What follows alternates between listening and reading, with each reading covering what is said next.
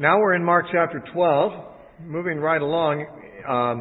What we have in this chapter, I love this chapter, frankly, because it's made up of a series of confrontations between Jesus and people trying to beat him in debate or trying to get him to trap himself with statements that will embarrass him later.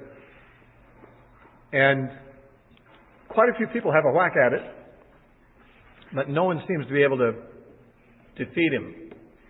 And I believe it begins with him kind of firing the first shot. He aggravates the confrontation immediately.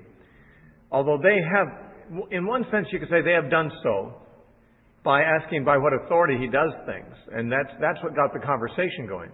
But he inspired the question by doing something, cleansing the temple. By going in there when everyone was minding their own business, doing what they always do, he goes in there and upsets the apple cart and causes a big scene. And so the Pharisees come to him and say, by what authority do you do this? And we have that exchange at the end of chapter 11. Then, chapter 12, verse 1, he began to speak to them in parables. A man planted a vineyard and set a hedge around it, dug a place for the wine vat, and built a tower. And he leased it to vine dressers, and he went into a far country. So, the picture is a fairly familiar one. A landowner who's rich enough that he doesn't have to work his own land. In fact, he's rich enough to go to another country once so he can travel. But he's got property that is income-producing property. And there are people who don't have their own land, but they know how to work. And so they lease his land from him, and they work it for a profit themselves. And they pay him the lease price, they pay the rent out of the produce. So one time a year he gets his rent. In a case like this, it's a vineyard, so he would get a certain percentage of the wine or of the grapes. So he goes away to the far country and just figures that at vintage time, he'll get paid for what these people are leasing his property to produce. Now at vintage time, he sent a servant to the vine dressers that he might receive some of the fruit of the vineyard from the vine dressers. And they took him and beat him and sent him away empty-handed. Now that's so outrageous. I mean, that's unexpected. They've got a contract here. You work on my land, I get some of the fruit. When it's time for you to pay up, I send my collector to get my rent paid. And you beat up the rent collector and throw him out of the vineyard. I mean, that's outrageous. You would expect there to be some kind of legal or even military action against them, but there's not. Again, he sent them another servant, gives them another chance. And at him they threw stones and wounded him in the head and sent him away shamefully treated. And again he sent another. And him they killed, and many others, beating some, killing some. Therefore, still having one son, his beloved, he also sent him to them last, saying, they will respect my son. Now, I'm not sure why he thought that. But I think what it means is they wouldn't dare treat him that way. Servants are one thing. Servants are slaves. They're low-ranking officials. They're not officials at all. They're low-ranking members of the household. Free men might be arrogant against servants, but they're not going to be arrogant against another free man, the son of the owner who's coming to collect. But those vine dressers said among themselves, this is the heir. Come, let us kill him, and the inheritance will be ours. And they took him and killed him and cast him out of the vineyard. Now, Jesus, think of how outrageous this story is. It's hard to imagine this story could ever really happen. The interesting thing is it did in the case that he's describing, which was Israel. The vineyard is Israel, as in the case of Isaiah chapter 5. There's this vineyard story in Isaiah 5 that begins just the same way this one. A man plants a vineyard. He cultivates it. He builds a hedge around it. He builds a wine press in it. He does all these things. All of those things are in the same story, in the story that is told in Isaiah 5. And of course, Jesus intends that his listeners will recognize he's alluding to that. But he throws in something that Isaiah 5 doesn't. And that is the role of the vine dressers, the tenants of the vineyard. Isaiah doesn't mention them. Isaiah just mentions that God did all these things, had this vineyard, and he expected good wine, but he didn't. He got sour grapes, he got wild grapes instead of cultivated grapes, so he didn't get what he wanted. Jesus here puts the finger on the leaders of Israel, the ones who are put in charge to produce the fruit. Now, the leaders of Israel were the priests and the other religious and political leaders. It was a religious nation. And therefore, all the leaders were supposed to be religious. All the leaders were supposed to be godly. And their role as the leaders of Israel was to lead Israel into a path of justice and righteousness and piety to God. But the leaders actually didn't do that. The ones who were actual religious leaders, like the priests, had turned it into a racket for them to make money off the people. The Pharisees, who were also religious leaders of a sort, though they didn't hold official office, they were certainly respected religious spokespeople. They were hypocrites in their behavior. And they gave religion a bad name.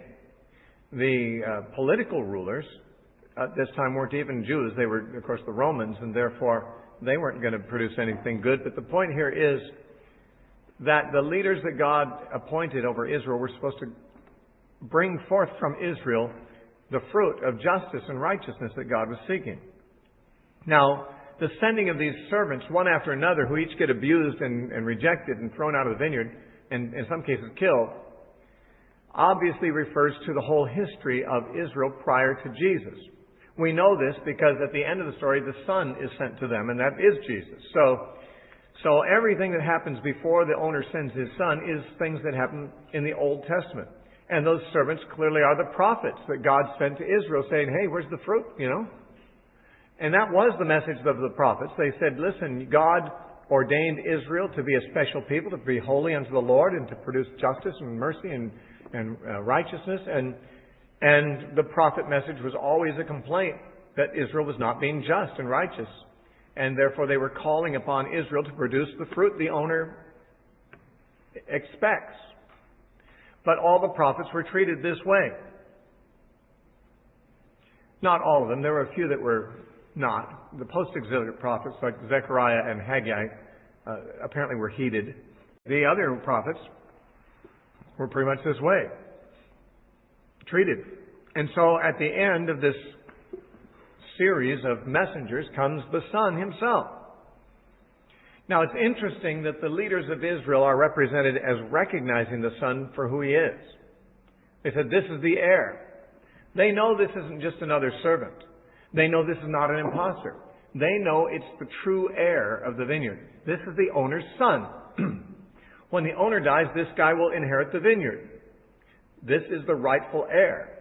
However, if we get rid of him, he won't be around to inherit the vineyard, and we can maintain our control of it permanently. That's what they're saying. Here comes the heir. Let's kill him and the inheritance will be ours.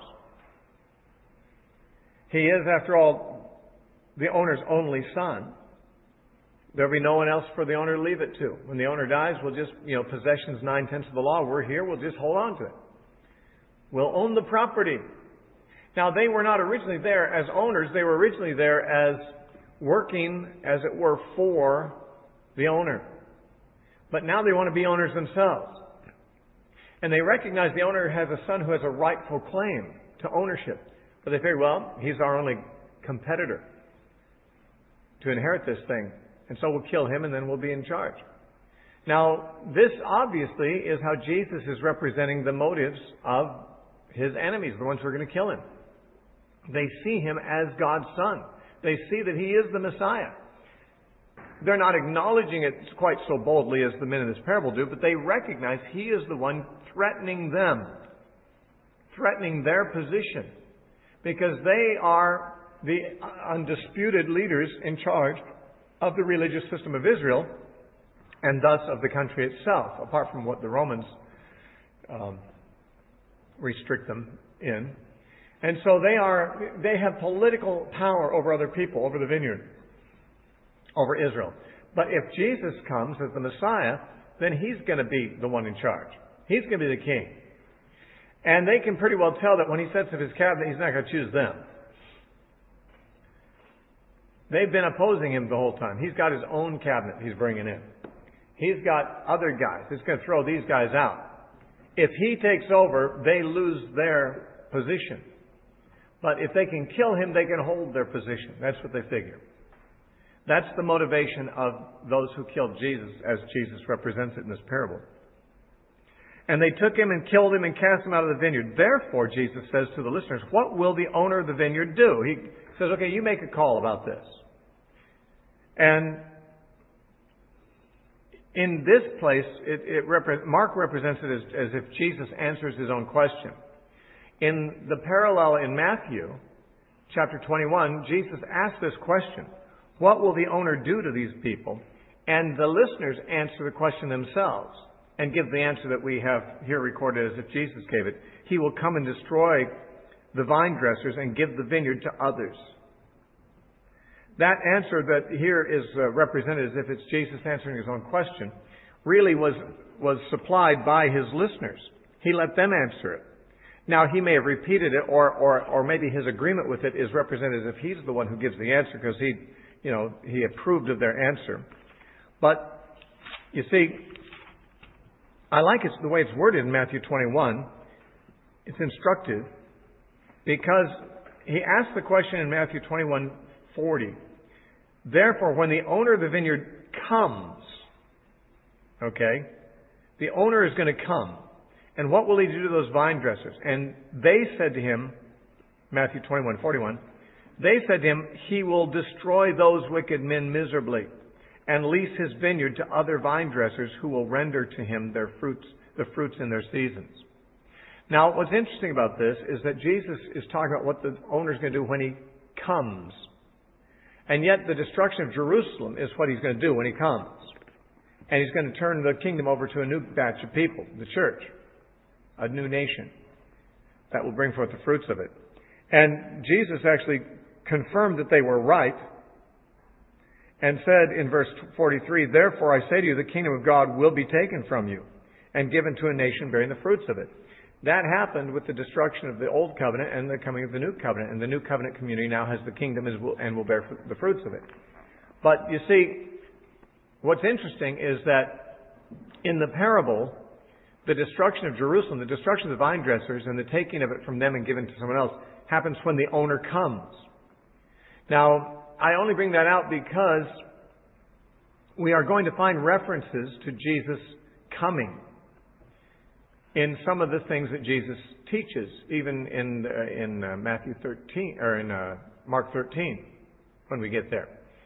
And we Christians who live after the event of Christ's ascension always think in terms of the second coming, and well, we should, because Jesus is going to come again at the end of the world, and we anticipate that. But his listeners would have had no reason to understand it that way. Him coming doesn't mean after he goes away. They didn't know he was going away. In this case, the coming of the owner is simply when he shows up to judge the wicked people who killed his son. And it is using the term coming in the sense that the prophets often spoke of God coming. Namely, he's coming in judgment. This is not literally Jesus coming back, but it's rather God visiting with judgment those who killed his son. And so the reference here to him judging the people of Jerusalem is referred to in the parable as the owner coming. And so also in the Olivet Discourse we're going to find this expression of him coming. But it's going to be associated apparently with the destruction of Jerusalem. It's not the second coming. The second coming is future still. But there was a coming in the figurative sense of God bringing judgment through the Roman armies upon Jerusalem. And that was the coming of God's judgment upon them. Just as we've seen in Isaiah chapter 19, verse 1, the coming of the Assyrian armies to conquer Egypt is referred to in Isaiah 19:1 as God coming to Egypt. But it wasn't the second coming or even the first coming of Christ. It was the coming of the Assyrian armies as agents of God's judgment to Egypt. It says in Isaiah 19:1, the Lord rides on a swift cloud and will come to Egypt. Well, that's just an Old Testament way of saying he's going to judge Egypt. It's as if he shows up to settle the score there. But the showing up is really just the armies of the Assyrians coming and destroying Egypt or conquering Egypt. So also when the Lord of the vineyard comes and destroys those wicked men, it's really not the second coming. It's the Roman armies coming. At the behest of God. God sends His armies. And actually, although Mark doesn't record that parable, right after this one in Matthew, and I just turn you there because of this, it's the immediate context of this same parable. Matthew's version, we see this parable about the vineyard and the vine dressers and so forth is at the end of Matthew 21. And then immediately at the beginning of chapter 22, there's this parable. And Jesus answered and spoke to them again by parables and said, "The kingdom of heaven is like a certain king who arranged a marriage for his son. And he sent out his servants to invite people to the wedding. But they were not willing to come.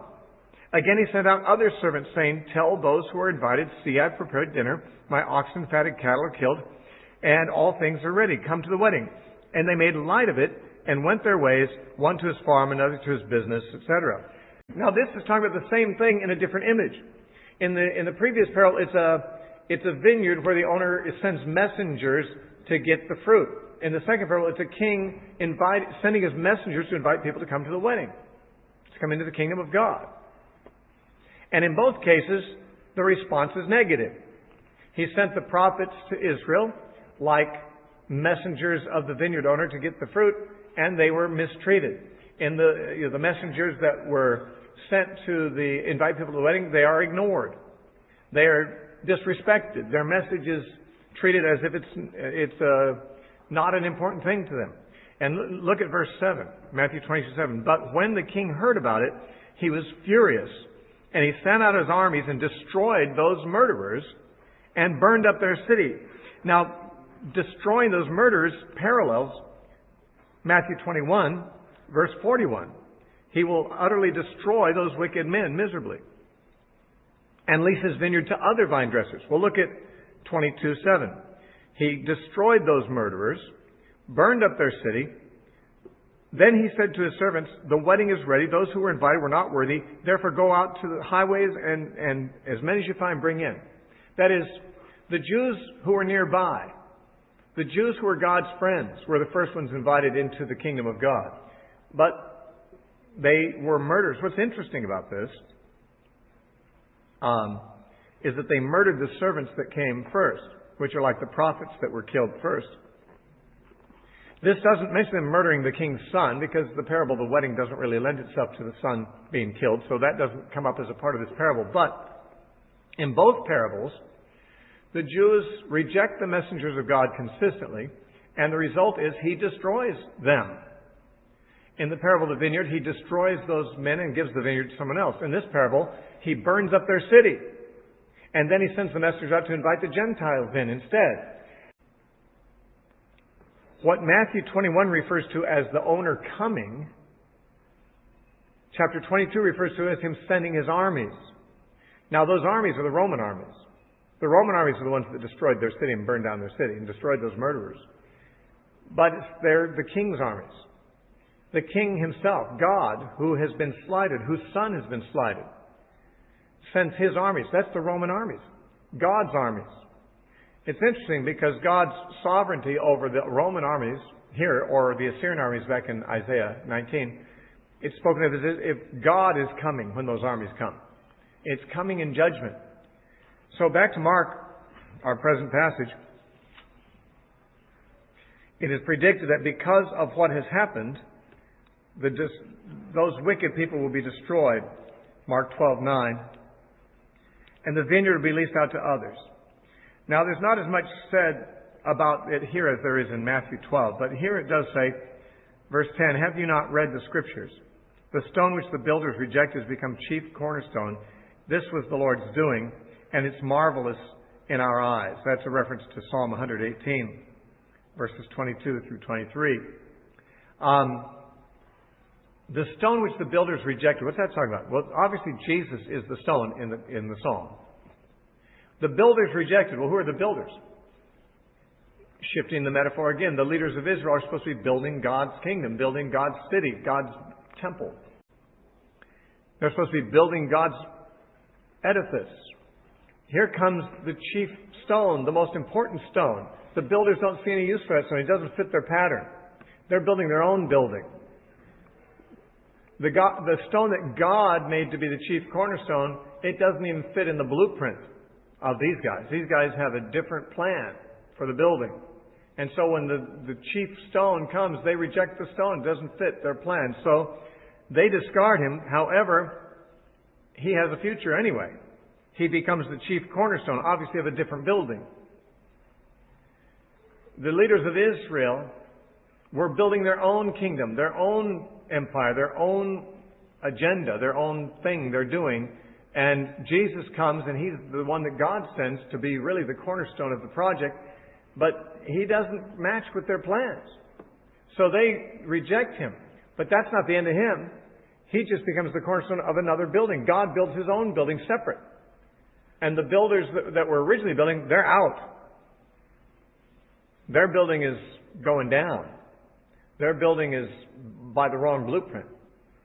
And although they rejected Him, it's they that will be rejected ultimately, because He's still the founder and the cornerstone of the building that God's going to do. This is God's doing, God's building. Unless the Lord builds the house, they labor in vain that build it.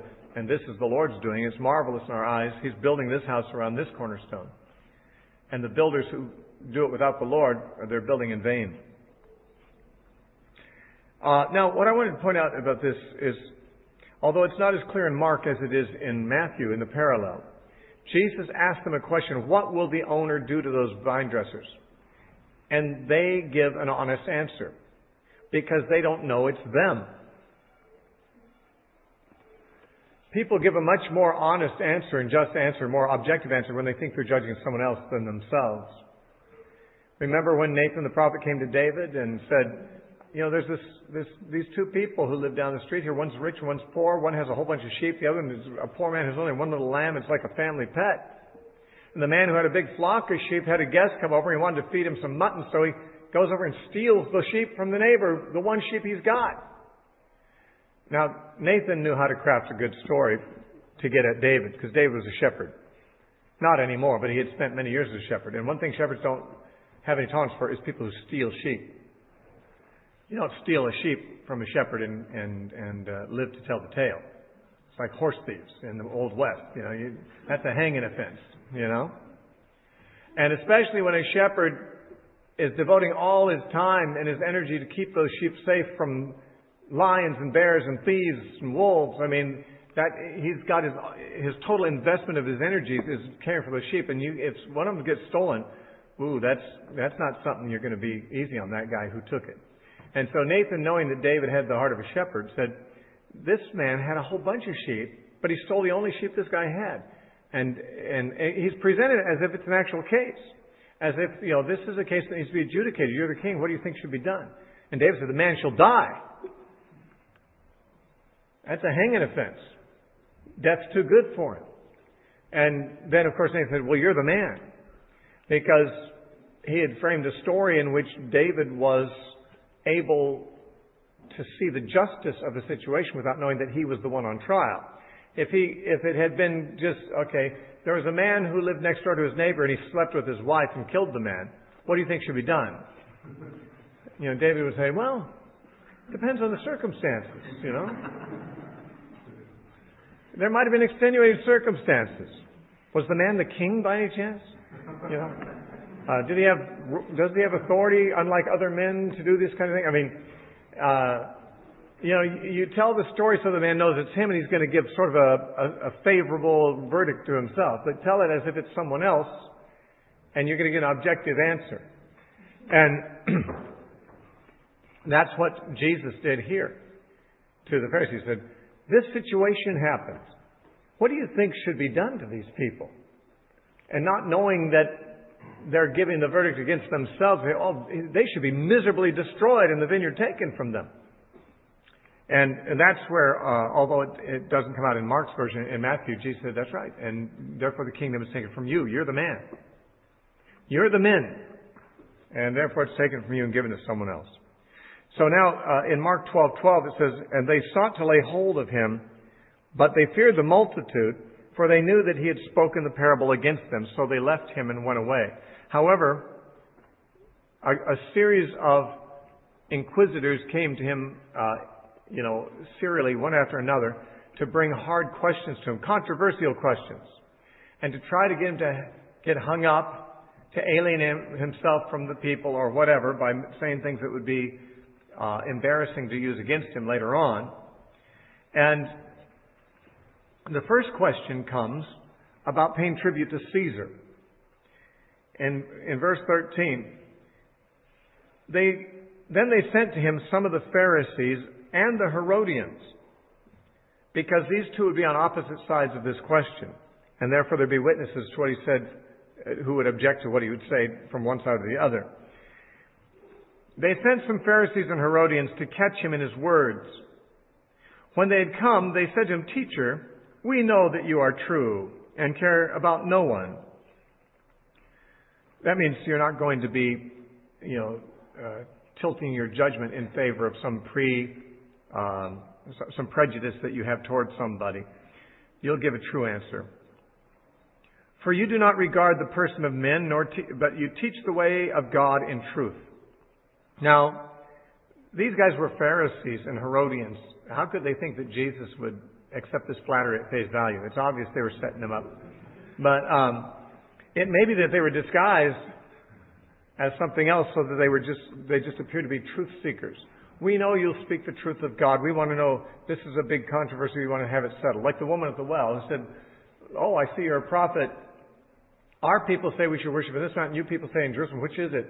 Now, she was sincere, and he gave her a sincere answer. But these guys were just trying to trap him, because if they said, "Is it lawful to pay taxes to Caesar or not?" The reason this was a trap is because all the Jews most of them, tended to side with the view that they shouldn't pay taxes to Caesar. And the reason was that in AD 6, a man named Judas of Galilee had started the movement that was called the Zealots. One of Jesus' disciples had come out of that movement to become a Christian. Simon the Zealot was one of them. It was an actual party. It's actually a very militant party in Israel that had been started when Jesus was about 10 years old, actually, by this guy named Judas of Galilee. Judas had been killed, but his movement had continued, and it was his contention that it's not lawful for Jews to pay tribute to a pagan king, because the Jews are God's people, God is their king, and by paying tribute to Caesar, they were acknowledging Caesar as their king, and that would be blasphemy for a Jew. And therefore, Judas of Galilee, his idea was, it's not lawful for a Jew to pay tribute to Caesar, as, of course, the Romans were requiring them to do. And so this became a hot controversy, hot enough to be a fighting war. People were crucified over this in large numbers. And it was the Zealots, eventually, that same party that later started the Jewish War in AD 66, which led to the destruction of Jerusalem. It was also the Zealots who made the last stand up on Masada and, died in 73. They all committed suicide because they were going to be captured and so forth. But this was a pretty militant movement. And even though most of the Jews would not join the Zealot party because it's too dangerous. If you were known to be a Zealot, the Romans would hunt you down and crucify you. But a lot of people were kind of favorable toward it. The Jews obviously didn't like the idea of paying tribute to Caesar, not only because everyone hates to pay taxes, but because they really didn't like what it represented. It spoke to them of them being still in exile. That the Babylonian exile had not yet ended. That the Jews were still, although back in their land, they were still not free people. And the Messiah had not yet come. And to pay tribute to Caesar was a galling, offensive thing to them, because it spoke it didn't only hit them in the pocketbook, but hit them in their national pride and their religious pride. That they were under the heel of a pagan, a worshiper of false gods, and yet their God was the true God, and here they are, subjected to Rome. And paying tribute was their way of saying it. And the Zealots said it's not lawful to do that. And the average Jew went ahead and did it, but didn't want to, and kind of felt sympathetic toward the Zealot cause. Now, on the other hand, the Romans said, do have to pay tribute. So they asked Jesus, should you pay tribute or not? Now the Herodians, one of these parties that was coming to Jesus, were on the side of Rome. That's why they're called Herodians. They belonged to Herod's household. Herod was the Roman appointed ruler of Galilee. And the Pharisees, on the other hand, would be on the side of the Zealots in this respect. They are patriotic Jews objecting to the Roman presence. So here they are, the Herodians and the Pharisees, on different sides of the issue themselves, asking Jesus to side one way or the other. Now, if Jesus had said, no, don't pay tribute to Caesar, the Herodians would have said, oh, he's advocating rebellion against Rome. And that would get Jesus in trouble. In fact, when he was accused before Pilate by the Jews, falsely accused, he was accused of telling people not to pay tribute to Caesar. That was a damnable sin, a crime against Rome. And so the Herodians were just waiting for him to say, don't pay tribute to Caesar, so that they could go report him for that. On the other hand, if he said, yes, do pay tribute to Caesar, it is lawful, well, then the Pharisees would spread abroad to the Jews, this guy's advocating paying tribute to Caesar. He's on Rome's side, not our side. And so Jesus would be trapped on the horns of a dilemma, they thought. And they said, shall we pay or shall we not pay? Verse 15. But he, knowing their hypocrisy, said to them, why do you test me? Bring me a denarius that I may see it. A denarius was a coin that would be used for paying the tribute. And it was a minted coin. Like our coins. Our coins have people's faces on them. Dead white men. Well, they had a living white man on their coin. It was Caesar. And so they brought it, and he said to them, whose image and inscription is this? And they said to him, Caesar's. There was no other right answer to give. Then Jesus answered and said to them, render to Caesar the things that are Caesar's, and to God the things that are God's. And they marveled at him. They marveled that he had been able to give them a direct answer that seemed to evade the trouble on both sides. Give Caesar what is his. In saying that, Caesar couldn't complain. Give God what is his. Well, then the loyal Jews couldn't complain either. You see, the word render, it doesn't mean give. The word render in the Greek means give back. Like return an article to its rightful owner. That's what the word render means. It doesn't mean to simply give a gift. It means to return something to its rightful owner. Give it back. And Jesus said, now, this appears to be a man's face. Who is this?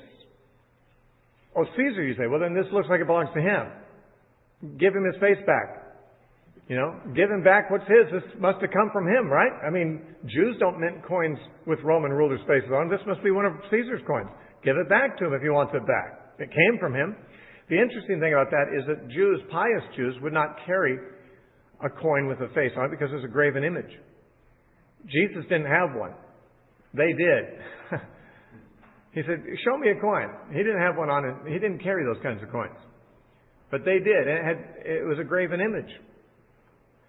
And the face on it was one of the gods of Rome, the emperor. And he says, well, that face, if that's Caesar's face, I guess you should give him his face back. The coin has his image on it.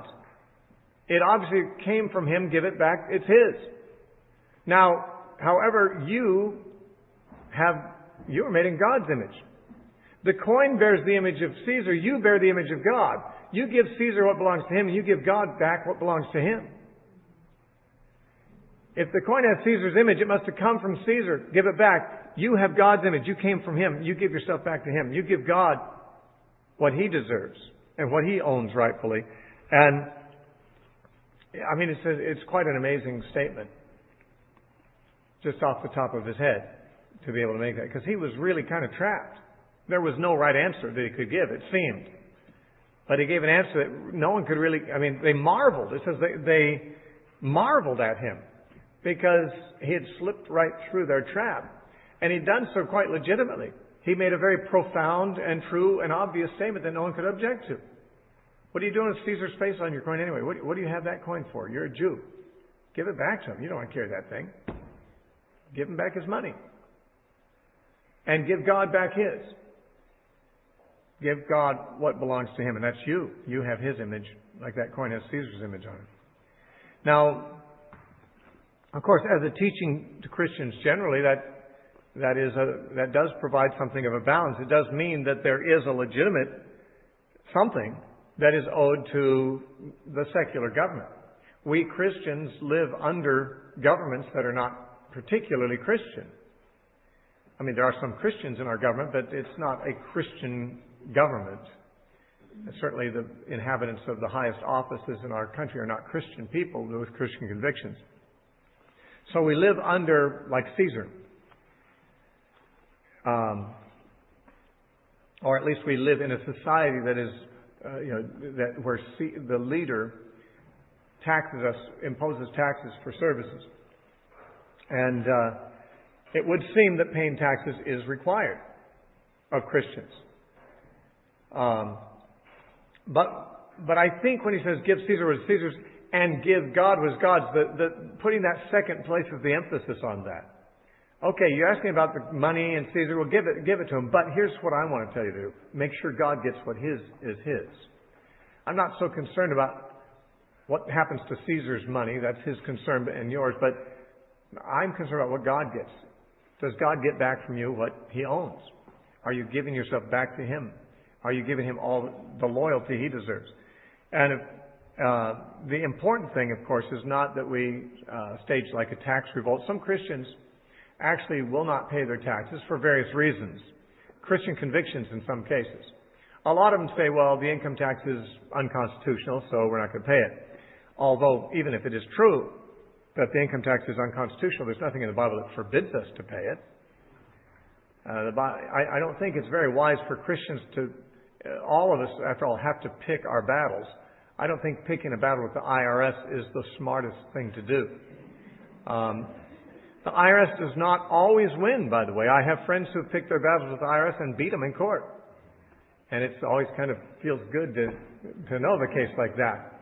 But I, for one, would much rather pay whatever they ask me to send them and just keep them out of my hair so I can go about and give to God what's his.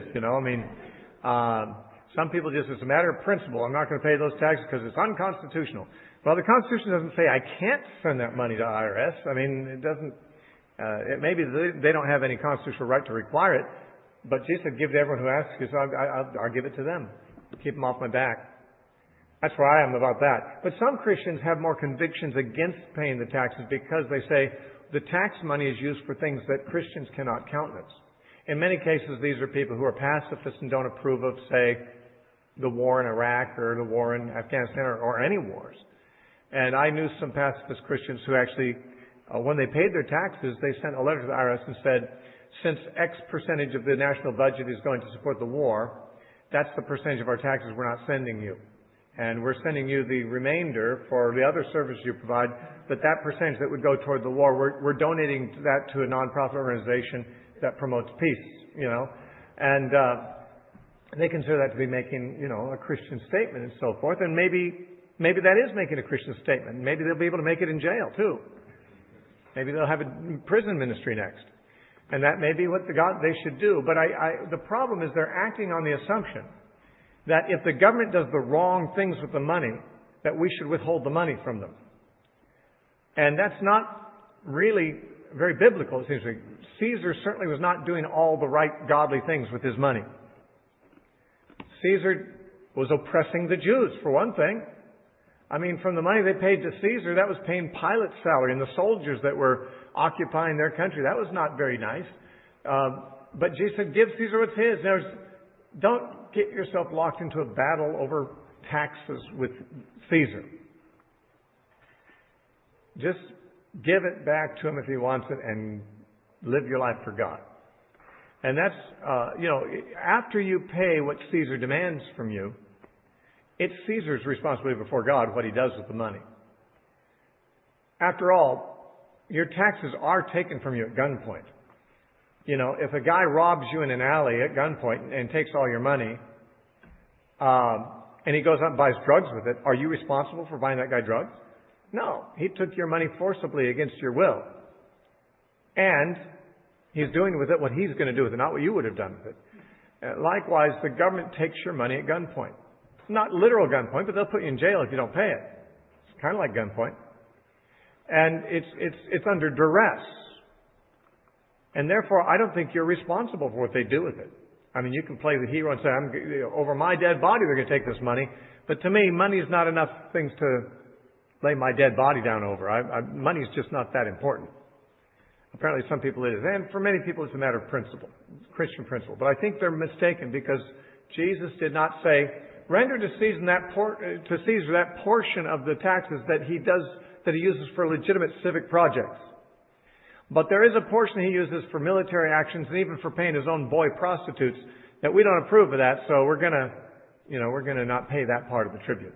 Jesus, he didn't say you have to be a number cruncher in order to be a disciple and figure out what percentage of this money is being used in ways Christians can approve and what percentage is going to help support Planned Parenthood and so forth. We're going to have to not pay that part. You give to Caesar what he demands from you. Caesar mints the money.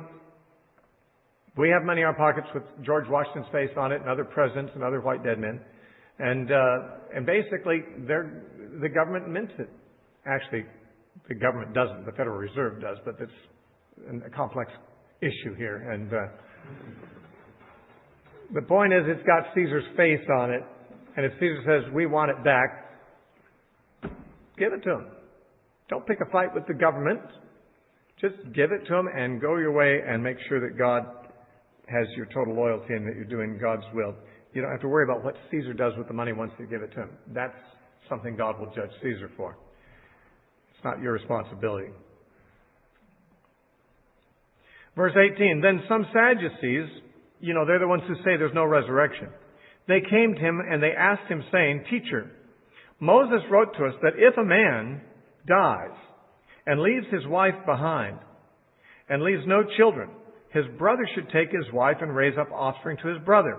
This is called the Law of Laborite Marriage. It's actually repeated a number of times in the Old Testament. It's a very strange law to us because we think of marriage as primarily for love and for romance. And, a woman marries a man, that doesn't mean she's going to love his brother or all his brothers if it comes to that.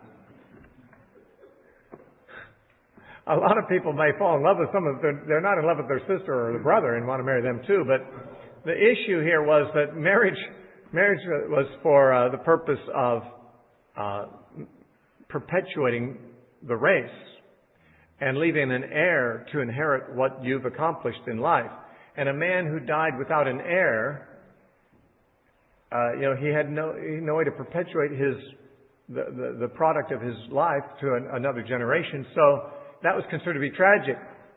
And the purpose of a wife, among other things, but mostly was thought to be to give the man an heir. And that's one of the reasons that polygamy was practiced, that sometimes the first wife was barren, and so a man would take a second wife, so it was necessary to have an heir. Now, in a case where a man died without an heir, if that man had a brother, or someone else very close to him in kinship, then that man would have to marry the widowed wife, and hopefully she would have a baby with the brother's seed. And the first baby of that union, there might be others later, but the first one belonged officially to the deceased brother. Now, the reason it was the brother is that's the closest you could get to the man himself. There's really no one who has a closer genetic tie to the deceased man than his nearest brother. If he didn't have a brother, it could be perhaps a cousin or something like that. But the idea was whoever's nearest to being the same thing as the dead man should be the one who brings up an heir for the dead man. So this is just a law that would be strange and objectionable in our society, but it was with the view of making sure that someone had an heir, if possible. His brother would step in. Now, they make reference to that law. In verse 20, it says, Now there were 7 brothers. The first took a wife, and dying left her no offspring. And so the second took her, and he died. Nor did he leave any offspring. And the third likewise. So all 7 had her, and left no offspring. Last of all, the woman died also. It was inevitable. Therefore, in the resurrection, when they rise, whose wife will she be? For all seven had her as a wife. Now, the reason for this question was that they didn't believe there was a resurrection, and they felt like if you say there's a resurrection, you create this kind of a bizarre situation. A woman has had 7 husbands in her lifetime. And they all die, but then they all rise again in the resurrection, you're telling me? And now what? We've got 1 woman and 7 men who all have had her as a wife, legitimately. Because Moses commanded it. It's not that they did this, that they have to pay some penalty for having done the wrong thing. They did exactly what God commanded in the law to do. And now, through God's own arrangement, we have this situation where these people are all raised from the dead, and 7 men lay claim on the same woman. That's not going to work. Now, by the way, in the Jewish mind, it wouldn't seem so strange if 7 women were shared by 1 man. That happened all the time. But 7 men sharing 1 woman, that was unacceptable. And so they thought that this scenario itself proved that the resurrection doctrine, which, by the way, the Pharisees and Jesus believed in the resurrection, but the Sadducees didn't. It was an ongoing controversy like between, the Pentecostals and non-Pentecostals about tongues or something like that. It was a hot theological discussion that was ongoing between these 2 different denominations. And I'm sure that this question was, first of all, a hypothetical case. Though it's not impossible that a scenario like that could actually materialize, it's not necessary to believe it was true. They're setting up a situation that is plausible, which would, if true, would prove the resurrection doctrine to be problematic. I'm of the opinion that this was their favorite argument against the resurrection. We're not told that, but here's the thing. They had been locked in debate with the Pharisees over this doctrine a lot. I'm sure each side had their favorite arguments, just like Calvinists, Arminians. Whenever they debate, they have favorite arguments they reuse and reuse and reuse. No, they never convince each other, but they have their favorite arguments they're always passing back and forth. I'm sure that the Pharisees and the Sadducees in their ongoing debate had their favorite arguments they made for and against the resurrection. Now, this was one which apparently had never been answerable. If the Pharisees had ever given a good answer to this, the Sadducees would be unable to use it. Jesus would have just said, well, this has already been answered. Why do you ask me this? It's clear this was considered to be an unanswerable objection to the resurrection, and they thought they were going to come to Jesus and make his belief in the resurrection look foolish with it. And so, I'm sure the Pharisees were looking on too, because in one of the Gospels after this it says the Pharisees saw that he had put the Sadducees to silence, and that probably gratified the Pharisees a little bit, even though they weren't on Jesus' side. In this particular matter of the resurrection, they were on Jesus' side. And just think, after Jesus answered it authoritatively, the Sadducees couldn't use their favorite argument anymore. It now had been answered. And they lost one of their favorite weapons in their arsenal. But they didn't think they were going to lose this one, because it's like an unanswerable problem. Now see, the Sadducees, according to Josephus, they also didn't believe in any of the Scripture except the Pentateuch. The Sadducees only accepted the law. And you'll notice they used the law, teacher Moses wrote to us. They used the law as the basis of the authority for saying, since Moses, who we accept, taught such and such a thing, and that would certainly be inconsistent with any doctrine of resurrection. Therefore, on the authority of the law itself, we reject the resurrection. Now, what's going to be interesting is that Jesus, in answering them, actually goes so far as to quote from the Pentateuch and Moses to show that the resurrection is a true doctrine. But it says,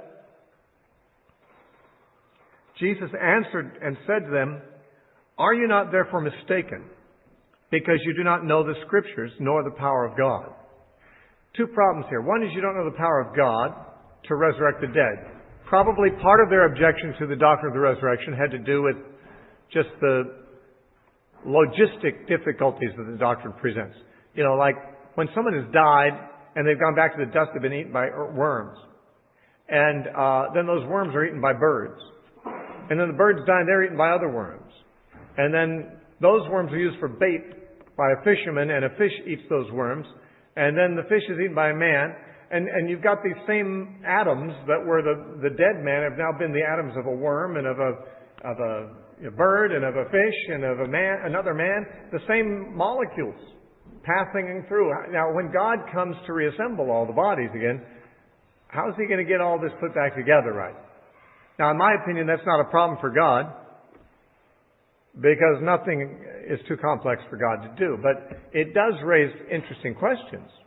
People often talk about the case of there are real cases like this, where an apple tree growing in a graveyard actually sends its roots through a corpse that's buried there and draws nutrients from that dead body into its apples. And then another man eats the apples, and so he's got some of the same atoms that were in that corpse, now part of his body now.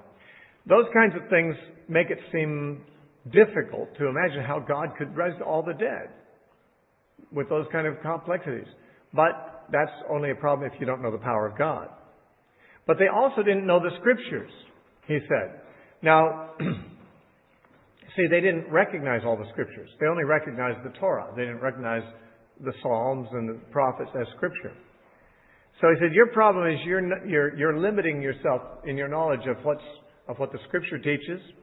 And, of course, you've got a limited appreciation for the power of God. And therefore, you're making a big mistake. For when they rise from the dead, they neither marry nor are given in marriage, but are like the angels of heaven. So that solves that problem right there. Now, no Pharisee could have given that answer. Do you know why? No Pharisee would have known that. There's nothing in the Scriptures of the Old Testament that say that when you rise from the dead, you're like the angels and there's no marriage in the resurrection. That's a new revelation Jesus is giving. He's not restating something that God had said before. He's now giving an answer directly from heaven. Pharisees couldn't give that answer, but once it's been given, this conundrum has been solved. The woman has had 7 husbands in her lifetime, but she's not going to have any husbands in the resurrection. And that means, of course, that marriages that are contracted on earth are not going to continue in eternity in the resurrection. It will be like the angels of heaven who don't marry, he said.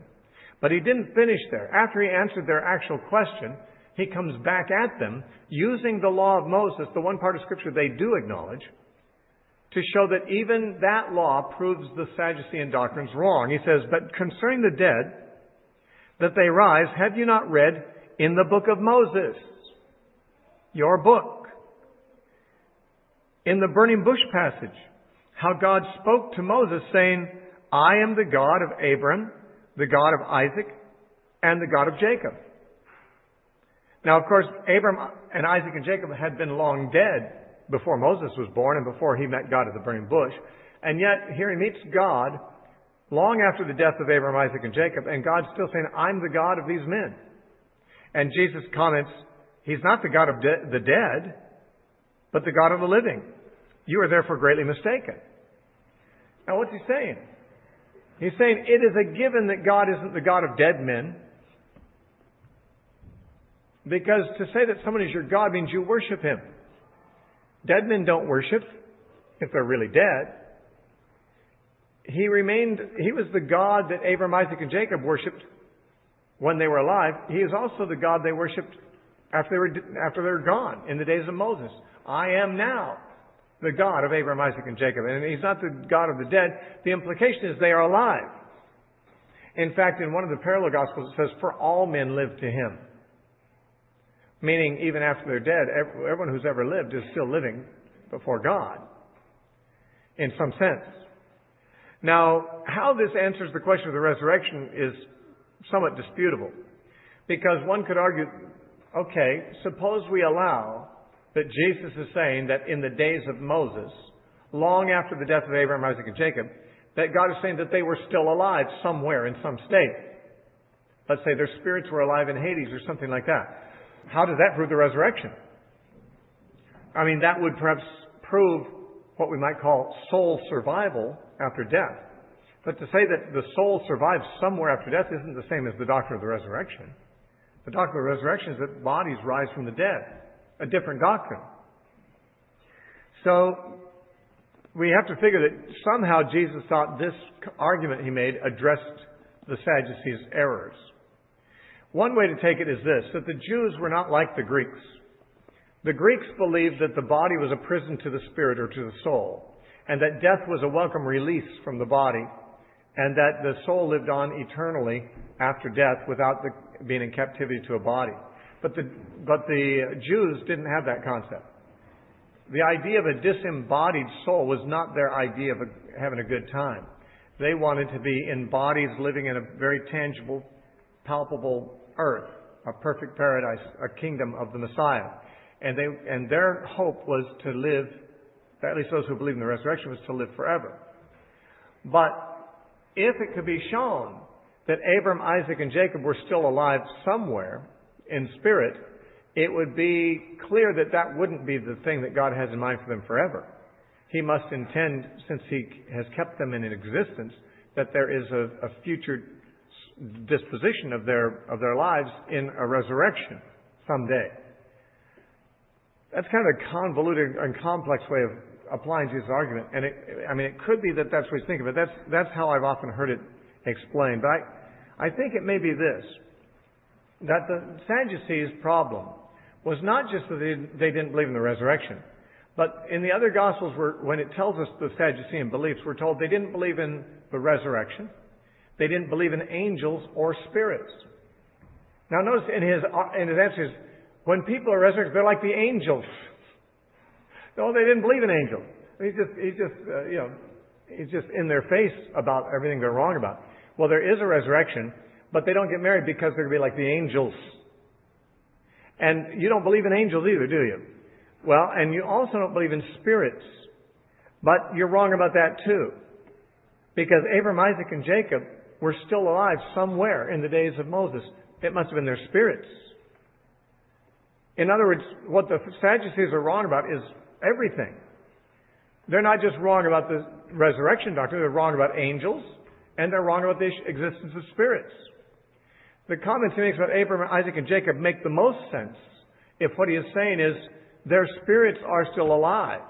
They had died, but they were still alive in some place, in some form, when God spoke to Moses and said He's their God still. And I believe that what Jesus is implying is they still are alive. Their spirits are. Oh, but you don't believe in spirits either. But you then are not reading Moses very carefully. You're not paying attention to what God said at the burning bush if you think there aren't spirits. And if you're wrong about that, then it appears that your whole doctrinal system is in error. And so I don't think that the comment he makes about the burning bush incident is there specifically to support the resurrection doctrine, but simply to show all the ways in which the Sadducees were missing the truth because they did not know the Scriptures and they did not know the power of God. They were wrong about the resurrection, they were wrong about angels, and they were wrong about spirits. And so this is the only time we read of that the Sadducees ever confronted Jesus. It's the first and last time. It was the Pharisees usually who confronted him, but on this occasion the reason the Sadducees did is because Jesus happened to agree with the Pharisees on this particular point of the resurrection. And so they brought their favorite question on the subject, I'm sure their favorite argument, and Jesus dismantled it rather handily. But of course his answer could only be considered as useful if you recognize him as what he is, someone who could speak directly from God and say, oh, well, what no one knows but me is that in the resurrection people don't get married. You won't find that in the Bible, but you don't need to. I'm telling you it's true. And on my own authority, as the Messiah or as the Son of God. But Jesus gives them an answer that works, and it silences them. They never come back to him. But there are others who do. There's still further confrontation in the rest of this chapter. We'll have to take that another time because of the way time has gotten away from us here.